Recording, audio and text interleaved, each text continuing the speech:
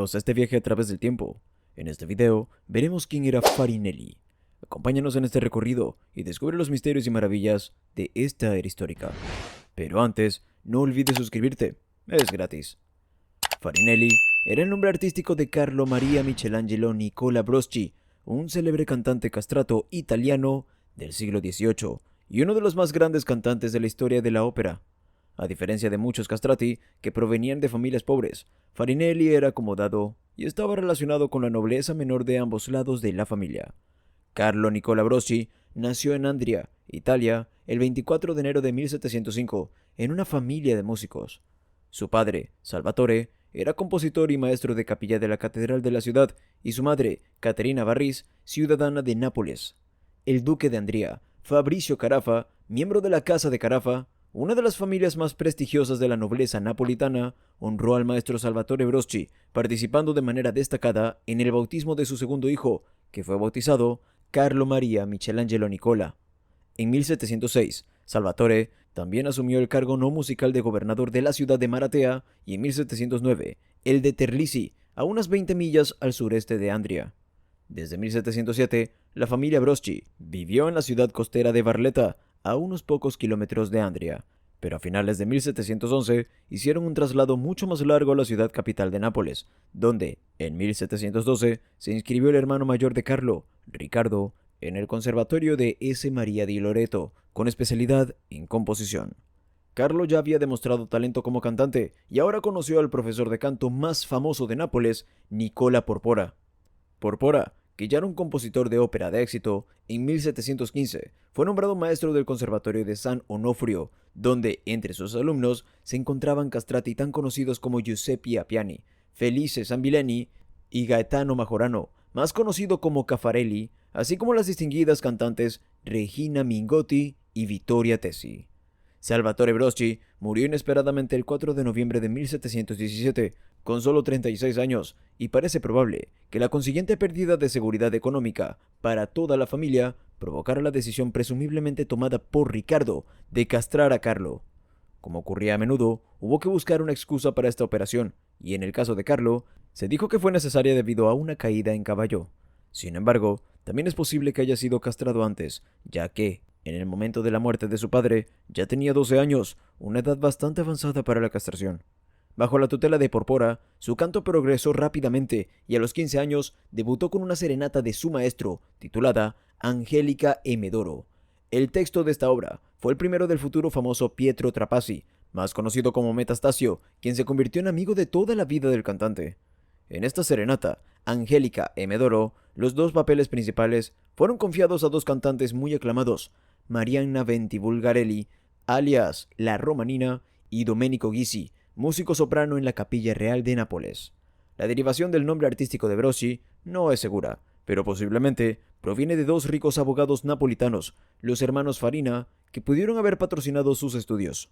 Farinelli rápidamente se hizo famoso en toda Italia como Il Ragazzo, el niño. En 1722 cantaría por primera vez en Roma, en Flavio Anicio Olibrio de Porpora, además de asumir el papel principal femenino en Sofonisba de Luca Antonio Predieri. Todas estas apariciones fueron recibidas con enorme entusiasmo por el público, y surgió una historia casi legendaria de que debía interpretar un aria con trompeta obligato, lo que evolucionó hasta convertirse en un concurso entre cantante y trompetista. Farinelli superó al trompetista tanto en técnica como ornamentación, hasta que finalmente fue silenciado por las aclamaciones del público. En 1724, Farinelli hizo su primera aparición en Viena, por invitación del príncipe Luigi Pio di Savoia, director del Teatro Imperial, y pasó la siguiente temporada en Nápoles. En 1726 también visitaría Parma y Milán. Farinelli tenía una voz de soprano penetrante, plena, rica, brillante y bien modulada.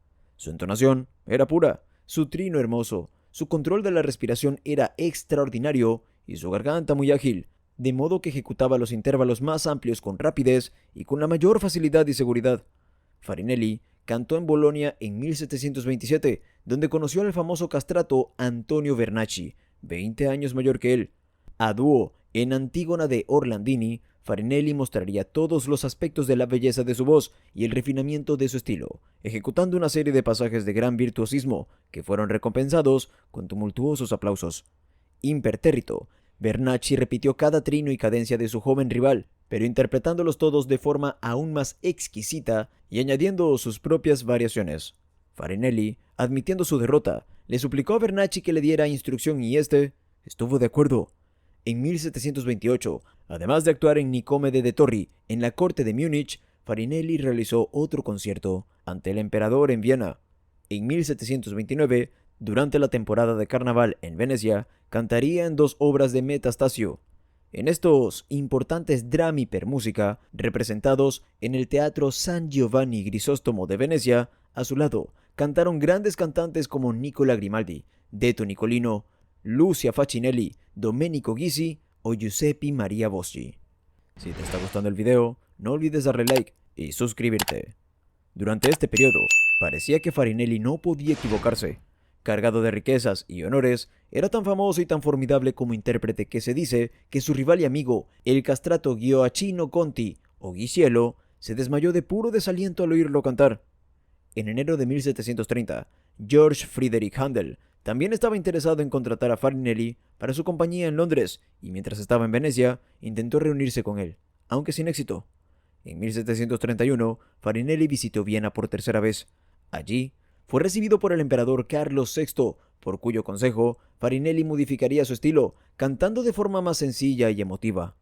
Después de una temporada en Italia y otra visita a Viena, durante la cual cantó en oratorios en la Capilla Imperial, Farinelli llegaría a Londres en 1734.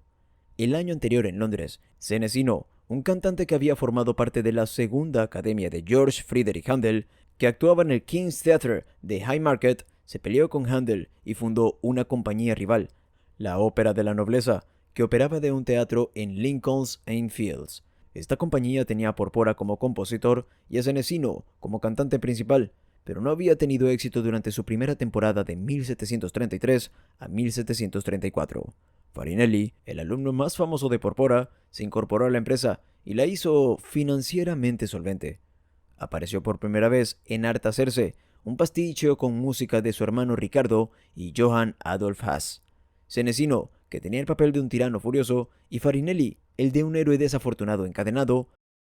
Pero en el transcurso del primer aire, el cautivo ablandó tanto el corazón del tirano que Senesino, olvidándose de su personaje escénico, corrió hacia Farinelli y lo abrazó entre los suyos.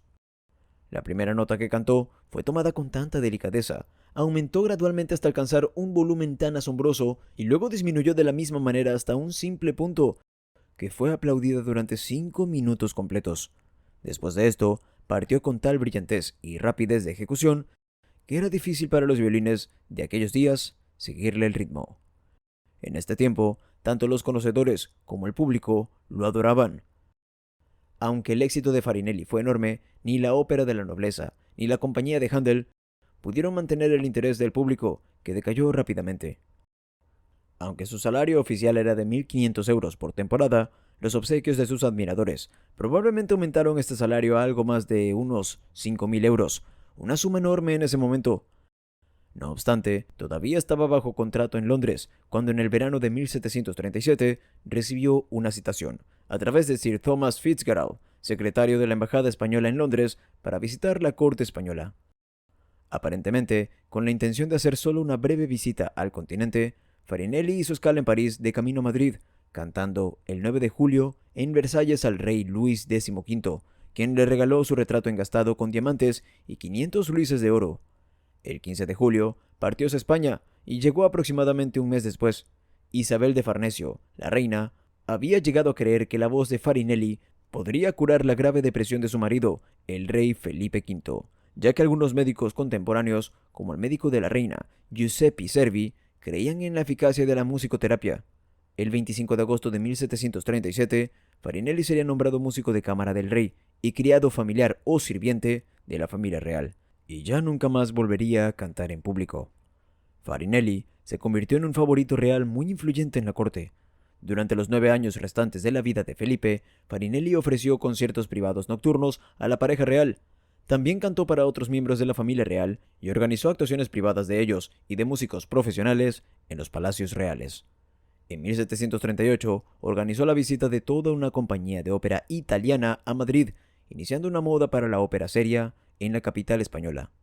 El Coliseo del Palacio Real del Buen Retiro fue remodelado y se convirtió en el único teatro de ópera de Madrid. Con el ascenso al trono del hijo de Felipe, Fernando VI, la influencia de Farinelli se hizo aún mayor. Fernando era un entusiasta músico y su esposa, Bárbara de Portugal, una fanática de la música. La relación entre el cantante y los monarcas fue personalmente estrecha hasta el punto de que Farinelli y la reina cantaron juntos a dúo y el rey los acompañó con el clavicémbalo. Farinelli se hizo cargo de todos los espectáculos y entretenimientos de la corte. Él mismo también fue recibido oficialmente en las filas de la nobleza, siendo nombrado caballero de la Orden de Calatrava en 1750, honor del que se sentía enormemente orgulloso. Aunque Farinelli, debido a su influencia, fue muy cortejado por los diplomáticos, parece haberse mantenido totalmente al margen de la política. En 1759, Fernando fue sucedido por su medio hermano Carlos III, que no era ningún amante de la música. Carlos era hijo de Isabel de Farnesio, que nunca había perdonado a Farinelli su decisión de permanecer en la corte tras la muerte de Felipe V, en lugar de seguirla al exilio interno. Ante tal panorama, Farinelli se decidió a abandonar España, aunque con una generosa pensión estatal. Se retiró a Bolonia, donde en 1732 había adquirido una propiedad y la ciudadanía. Aunque rico y todavía famoso, era muy festejado por los nobles locales y visitado por figuras tan notables como Burney, Mozart y Casanova. Pero se sentía solo en su vejez, habiendo sobrevivido a muchos de sus amigos y antiguos colegas. Aun con todo, Farinelli continuaría su correspondencia con su amigo Metastasio, poeta de la corte de Viena, el cual moriría pocos meses después que él. Farinelli no solo cantaba, sino que, como la mayoría de los músicos de su época, era un competente clavecinista. También compuso ocasionalmente, escribiendo una cantata de despedida de Londres, de la que también escribió el texto y algunas canciones y arias, incluida una dedicada a Fernando VI. Farinelli moriría en Bolonia el 16 de septiembre de 1782 a los 77 años de edad. En su testamento, fechado el 20 de febrero de 1782, pidió ser enterrado bajo el manto de la Orden de Calatrava, y así se hizo en el cementerio del monasterio capuchino de Santa Croce en Bolonia. Posteriormente, su lugar de enterramiento original fue destruido durante las guerras napoleónicas y en 1810 la sobrina nieta de Farinelli, María Carlota Pisani, hizo trasladar sus restos al cementerio de la Certosa en Bolonia. María Carlota legaría a la biblioteca de la Universidad de Bolonia muchas de las cartas de Farinelli y a su muerte, en 1850, sería enterrada en la misma tumba que Farinelli. Actualmente, Farinelli es ampliamente considerado como el cantante de ópera más grande, consumado y respetado de la era castrato, que duró desde principios de 1600 hasta principios de 1800. Si bien hubo una gran cantidad de cantantes de este tipo durante este periodo, originarios especialmente de la escuela napolitana de compositores, como Nicola Porpora, Alessandro Scarlatti y Francesco Durante, solo un puñado de sus rivales pudieron acercarse a su habilidad como cantante. Caffarelli, Matteuccio, Senesino, Gisiello, Marchesi, Carestini y algunos otros eran muy famosos y extremadamente talentosos por derecho propio, siendo Caffarelli probablemente el más competente vocalmente, pero Farinelli, además, era admirado por su modestia, su inteligencia, su actitud discreta y su dedicación a su trabajo. Respetaba a sus colegas, compositores y empresarios, ganándose a menudo como resultado su amistad para toda la vida, mientras que Caffarelli era notoriamente caprichoso, malicioso e irrespetuoso con cualquiera que compartiera el escenario con él, hasta el punto de reírse y abuchear a sus compañeros cantantes durante sus propias arias. El dominio técnico de Farinelli le permitió sentirse cómodo en todos los registros vocales, desde tenor hasta soprano, pero él mismo prefería el registro medio a alto al muy alto, prefiriendo transmitir emoción en lugar de asombrar por pura técnica, a diferencia de la mayoría de sus colegas, que preferían sorprender al público con trucos vocales. Este enfoque suave de la música, sin duda, le ayudó a sobrevivir a su compromiso privado de 22 años en la corte de España, que acabó efectivamente con su carrera teatral cuando éste solo tenía 32 años. Para entonces, Farinelli ya había logrado todos los éxitos posibles en todos los escenarios europeos. Posteriormente, y ya retirado en Bolonia, todos los dignatarios extranjeros que visitaban la ciudad todavía lo consideraban la estrella de la música a conocer. Si te gustó este video, no olvides suscribirte y activar las notificaciones para ver más contenido como este.